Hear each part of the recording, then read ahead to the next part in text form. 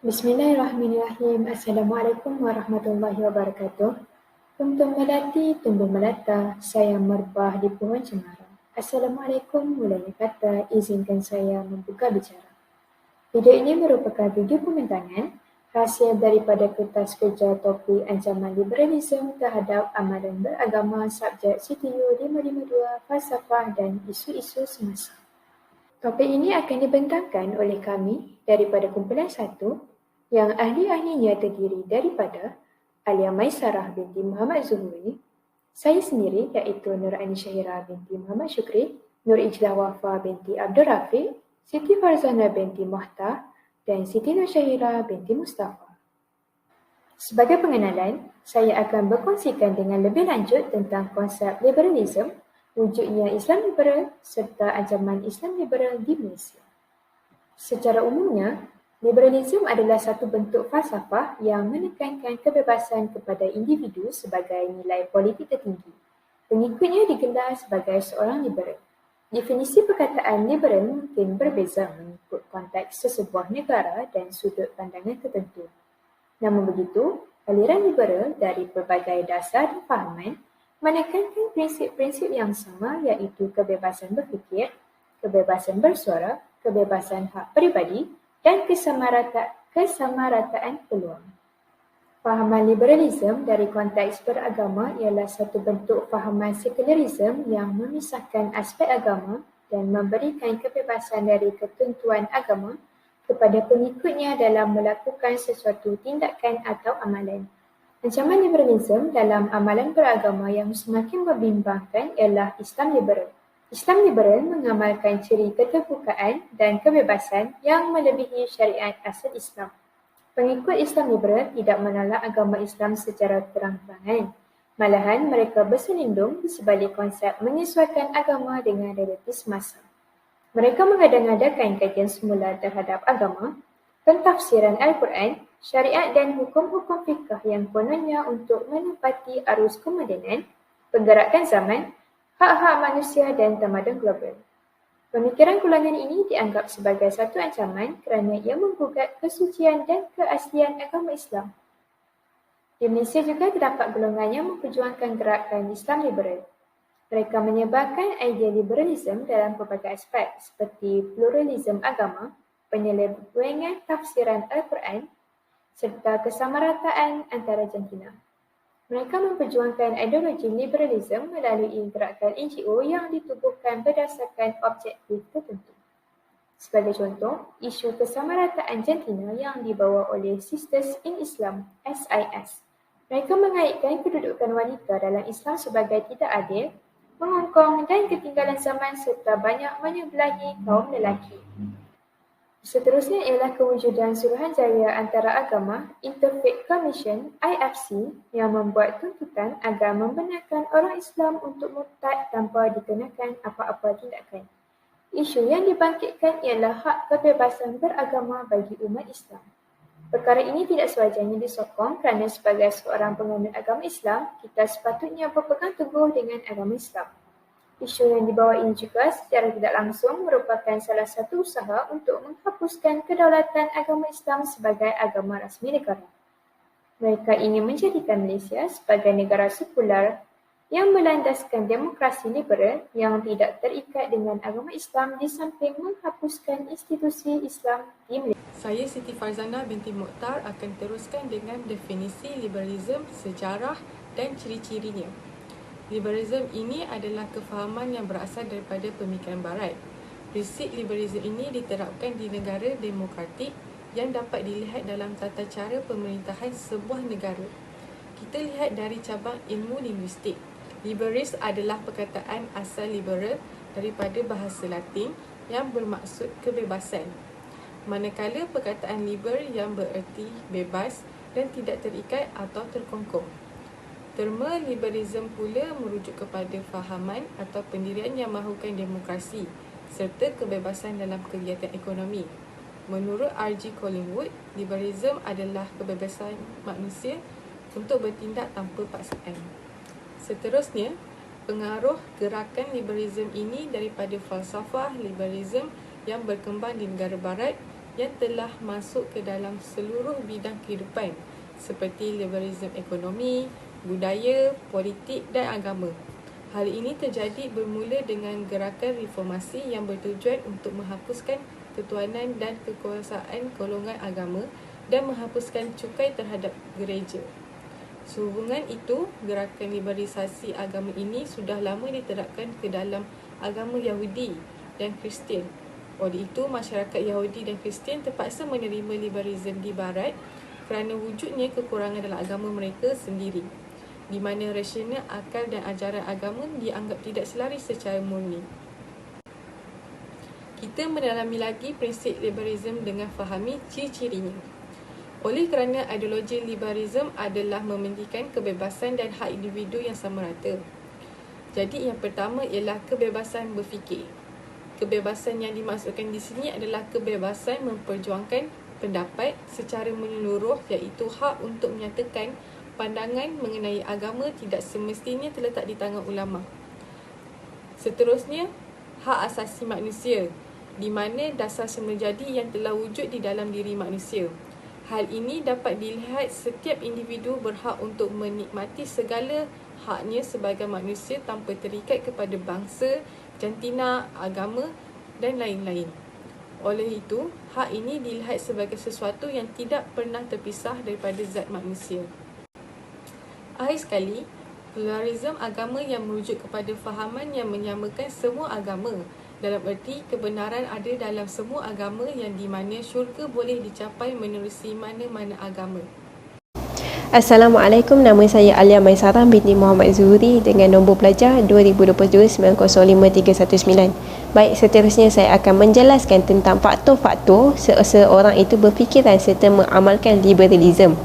Bagi topik ini, ia terbahagi kepada 5 bahagian, iaitu kecerdasan ilmu agama, kesan pendidikan sekular, mengutamakan dunia daripada akhirat, pengaruh rakan sebaya dan juga pengaruh media sosial. Seterusnya, saya akan mengupas satu persatu faktor yang dinyatakan tadi secara ringkas.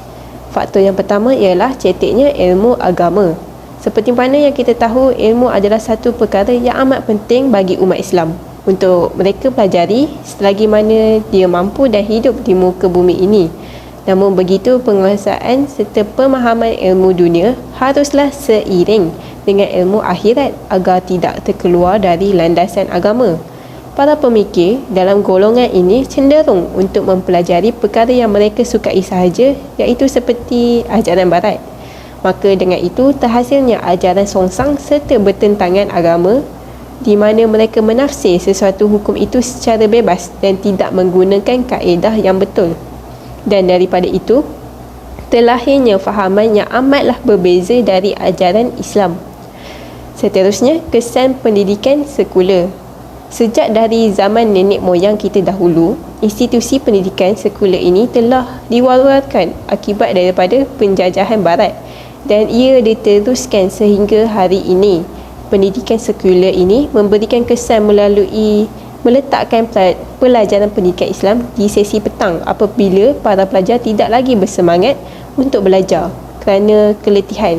Selain itu, kebanyakan institusi di Malaysia telah memotong waktu pembelajaran bagi subjek pendidikan Islam kepada waktu yang singkat. Perkara ini telah mengakibatkan para pelajar tidak didedahkan dengan ilmu agama yang secukupnya dan membuatkan mereka kurang mengerti apa itu Islam. Faktor yang ketiga adalah mengutamakan dunia daripada akhirat. Kita boleh lihat pada masa ini, ramai orang termasuklah dewasa mahu pembelia yang lebih mengejar dunia dan mengetepikan akhirat. Hal ini kerana mereka menganggap bahawa mereka akan berubah dan mengejar akhirat pada hari tua kelak. Namun begitu, perkara ini amatlah berbahaya untuk generasi anak muda masa kini. Ini kerana mereka akan cuba sedaya upaya untuk kekal relevan walaupun perkara tersebut bertentangan dengan agama Islam. Sikap mahu disanjung oleh anak muda masa kini haruslah dibuang sebelum ia mengubah fahaman kita tentang agama. Akhir sekali, pengaruh dari rakan sebaya serta media sosial.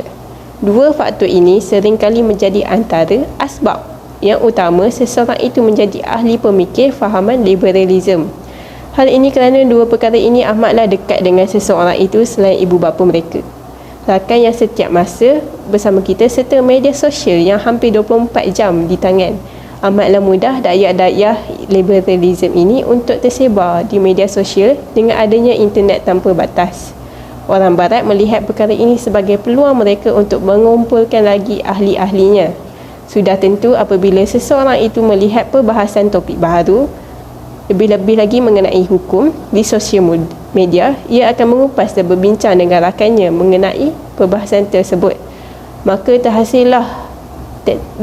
berjayalah taktik barat untuk membuatkan umat Islam terpesong dengan membahas hukum agar bersesuaian dengan kepuasan nafsu anak muda masa kini. Baiklah, itu sahaja perbahasan untuk isu ini. Seterusnya saya akan memberikan kepada Ijlah Wafa untuk topik ancaman liberalism pada masa kini. Assalamualaikum warahmatullahi wabarakatuh. Nama saya Nur Ijlah Wafa binti Abdul Rafiq. Baiklah, saya akan meneruskan perbincangan mengenai ancaman liberalisme terhadap amalan beragama. Umum mengetahui bahawa pemikiran liberal ini adalah sangat bertentangan dengan pegangan akidah Ahli Sunnah wal Jamaah. Malah, ahli gerakan ini sebenarnya sedang berkembang pesat dalam kelompok masyarakat Islam, terutamanya di Asia. Aliran pemikiran ini mampu memberikan ancaman besar kepada umat manusia kerana mampu merosakkan seseorang Muslim itu daripada sudut akidah, ibadah, syariah dan juga akhlak. Jelaslah di sini bahawa kehadiran gerakan fahaman liberalisme ini akan memberikan pelbagai impak yang negatif kepada komuniti madani. JAKIM memutuskan bahawa gerakan fahaman ini terdapat penyelewengan daripada aspek akidah dan syariah. Seterusnya, fahaman liberalisme ini berpegang kepada konsep pluralisme. Pluralisme agama ini adalah mengenai penerimaan agama-agama yang pelbagai. Tambahan lagi, mereka juga mempercayai bahawa akal manusia ini adalah merupakan wahyu serta mereka membahagikan wahyu kepada dua, iaitu wahyu bertulis dan wahyu tidak bertulis. Sebagai contoh, wahyu bertulis adalah Al-Quran dan ia merupakan teks mata-mata, dan wahyu tidak bertulis adalah akal manusia. Seterusnya, mereka juga mendakwa bahawa Al-Quran ini adalah diselitkan dengan budaya Arab kerana orang Arab adalah pemilik bahasa itu. Seterusnya, mereka juga meragui kesahihan Al-Quran dan beranggapan bahawa Al-Quran itu adalah mesej daripada orang Arab. Selain itu, kita teruskan dengan ancaman dari persepsi syariah pula. Aliran pemikiran ini meragui dan mempertikaikan cara tafsiran Al-Quran dengan kata-kata membuka dan membebaskan tafsiran Al-Quran sebagai alasan untuk memajukan umat Islam dan membolehkan mereka mentafsir tafsiran baru yang tak masuk di akal. Mereka menggunakan takwilan sendiri terhadap ajaran Al-Quran mengikut nafsu mereka. Sebagai analoginya, mereka mendakwa bahawa syurga dan neraka itu adalah tidak benar, melainkan sebagai petanda kebaikan dan keburukan yang pernah dilakukan. Walau bagaimanapun, mereka juga mempunyai cara tersendiri apabila ingin merujuk kepada hukum fiqh, iaitu mereka mengambil tujuan hukum tersebut dan bukan bentuk hukum tersebut. Waimah, aliran pemikiran ini juga mengkritik sifat nubuwah yang ditujukan oleh Rasulullah SAW. Tambahan lagi, aliran pemikiran ini mentafsirkan konsep baru dalam ibadat, iaitu di mana gerakan feminis Aminah Wadud 35 menyebarkan fahaman bahawa perempuan boleh mengimamkan solat, tidak kira lelaki dan wanita bercampur di antara satu sama lain di dalam satu tempat. Disebabkan oleh misi mereka, iaitu menyamakan jantina. Contohnya, di Oxford, terdapat sebuah tempat penyebaran agama mengizinkan wanita melaungkan azan pada waktunya. Lebih parah apabila golongan ini mempersoalkan mengenai hijab, pakaian dan aurat wanita dan menganggap ia adalah satu bebanan kepada kaum wanita, sedangkan itu adalah satu perkara yang wajib dan dituntut untuk kita melakukannya. Akhir sekali, dari sudut akhlak pula. Di Malaysia, persamaan jantina adalah menjadi isu utama bagi ahli pemikiran liberal. Mereka dengan bangganya memperjuangkan hak-hak menukar gender. Sebagai analoginya, pengikut Sister in Islam atau lebih dikenali sebagai SIS menentang amalan poligami dan juga pernah melakukan dan melancarkan kempen monogami secara terbuka. Malah, mereka juga mengatakan bahawa tiada asbab atau sebab untuk mereka menentang homoseksual. Mereka ini mengiktiraf hak-hak golongan lesbian dan gay serta mencadangkan dan mensarankan usaha untuk membela dan memertabatkan hak-hak sipil golongan lesbian, gay, bisexual, transgender dan sebagainya.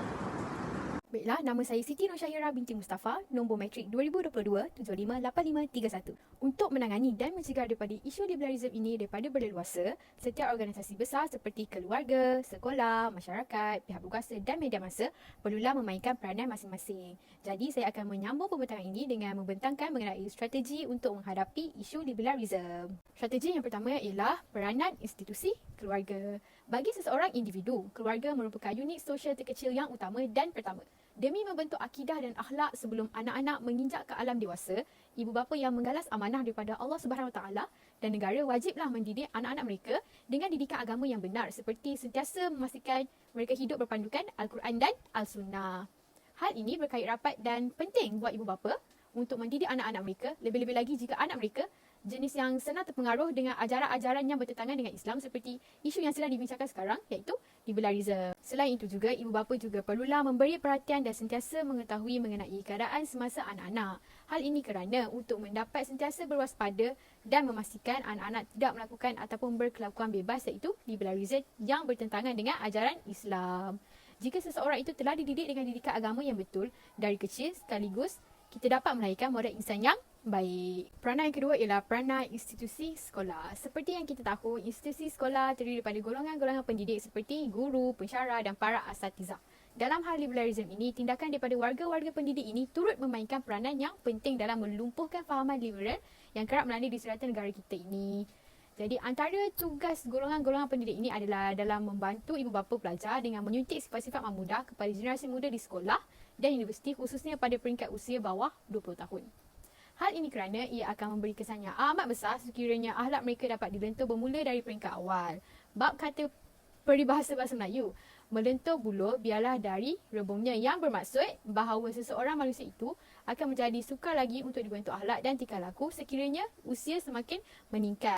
Strategi yang ketiga ialah peranan masyarakat. Jadi masyarakat bertanggungjawab untuk mengingatkan pihak lain mengenai bahayanya isu liberalisme ini dan betapa pentingnya untuk memahami dan mengamalkan perkara sebenar ajaran Islam dalam kehidupan seharian. Masyarakat juga hendaklah saling menasihati jika berlaku sesuatu kemungkiran kerana itu merupakan tanggungjawab kita sebagai masyarakat sesama Islam bersama. Jadi oleh itu sebagai umat Islam, apabila seorang Muslim itu melihat tingkah laku yang tidak bermoral ataupun tidak elok di pandangan sudut Islam, dia mempunyai kewajipan untuk mencegah tingkah laku tersebut. Hal ini kerana untuk mencegah daripada tingkah laku tersebut terus berleluasa terutamanya dalam kalangan masyarakat kita sendiri. Strategi yang seterusnya ialah peranan pihak berkuasa. Jadi pihak berkuasa boleh mengambil pelbagai inisiatif seperti memastikan proses pendedahan pendidikan yang berteraskan agama Islam berkenaan dengan isu liberalisme ini diterapkan secara berterusan sejak daripada sekolah rendah sehingga ke peringkat universiti. Jadi sebagai contoh, dengan mengadakan program seperti seminar, forum ataupun dakwah. Hal ini dapat membantu remaja-remaja daripada mudah terpengaruh dengan budaya-budaya baru yang berunsurkan liberalisme dan tidak akan terkena kejutan budaya terutamanya apabila melanjutkan pelajaran ke peringkat yang lebih tinggi seperti di IPTA. Strategi bagi menghadapi isu liberalisme yang terakhir ialah peranan media massa. Dengan adanya media massa dan juga akses internet membuatkan masyarakat kini sentiasa mendapat maklumat ataupun berita-berita semasa. Contoh bagi media massa adalah media siaran seperti televisyen dan radio dan juga teknologi elektronik seperti telefon pintar. Ia pasti berupaya untuk membantu masyarakat dalam menolak pemikiran liberal ini dan juga boleh mempertahankan Islam dengan pengetahuan yang jelas tentang Islam. Hal ini dikatakan demikian kerana pada zaman moden kini, media massa merupakan sebuah medan untuk perkongsian ilmu ataupun maklumat yang bermanfaat bersama rakan-rakan antara masyarakat kita sejagat. Bab kata pepatah Inggeris, sharing is caring. Sebagai kesimpulan, liberalisme merupakan salah satu cabang falsafah yang besar yang merangkumi pelbagai aspek seperti agama, ekonomi, budaya, politik dan sosial. Falsafah ini menekankan prinsip kebebasan dan tanggungjawab individu, memberikan kebebasan kepada manusia selagi mana mereka tidak menimbulkan ancaman dan gangguan kepada pihak lain. Dari sudut itu, kita dapat melihat bahawa konsep liberalisme tidak sepenuhnya buruk jika diterapkan pada keadaan yang sewajarnya. Hal ini boleh diibaratkan seperti buang yang keruh ambil yang jernih. Namun begitu, ideologi liberalisme dalam Islam tidak sewajarnya kerana ianya boleh merosakkan akidah serta menimbulkan pelbagai permasalahan yang lain. Bersamalah kita melengkapkan diri dengan ilmu pengetahuan di samping memperbaiki diri menjadi seorang Muslim yang lebih baik. Hal ini bertujuan untuk mempertahankan kesucian agama Islam. Sekian daripada kami. Sekian, terima kasih.